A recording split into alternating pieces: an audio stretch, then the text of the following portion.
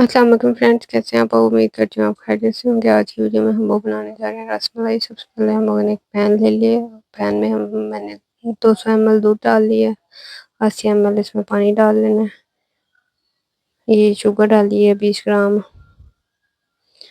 जो भी शुगर आप यूज़ करना चाहते हैं आप कर सकते हैं। अब इसको अच्छे से पका लेना है। हम लोगों ने चूल्हे पर रख के जब तक इसको उबाला नहीं आ जाता, पहले हम लोगों ने इसको उबाला दिलाना है। उबाला आ जाएगा तो फिर इसको छोड़ देना है हल्की आंच पे। अब ये मैंने 20 ग्राम ही रसमलाई ली है। रसमलाई पाउडर थोड़ा सा अंडा लिया है, ज़्यादा अंडा नहीं आपने डालना वरना फिर रसमलाई हार्ड हो जाती है। ये बटर लिया है और जो बटर है ये रसमलाई को सॉफ्ट करने के लिए होता है। हम इसको अच्छे से मिक्स कर लेते हैं। ये देखिए इसको मिक्स करना है।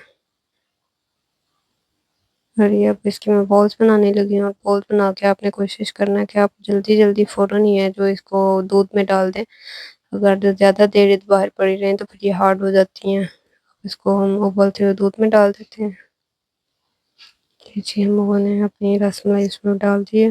अब इसको ज़्यादा तेज़ आंच नहीं करनी, हल्की आंच पे हम लोगों ने तब तक इसको पकाना है जब इसका साइज़ जो है इसका तकरीबन 4 गुना साइज़ बढ़ जाए, तब तक हम लोगों ने इसको पकाना है। उसको उबाला दिलाना है। ये लीजिए अब देख लें हम लोगों ने छोटी-छोटी रसमलाइयाँ डाली थी, अब इनका साइज़ तकरीबन 4 गुना ही बढ़ गया। तो इसका मतलब है कि हमारी रसमलाई तैयार हो चुकी है। अब हम और इसको थोड़ा और पकाना है। आप जो बम्बू स्क्यूवर लेके इसको चेक भी कर सकते हैं कि ये अंदर से नरम हुई है या नहीं। जब ये अंदर से नरम हो जाए तो इसका मतलब ये है कि ये कुक हो गई है फुल।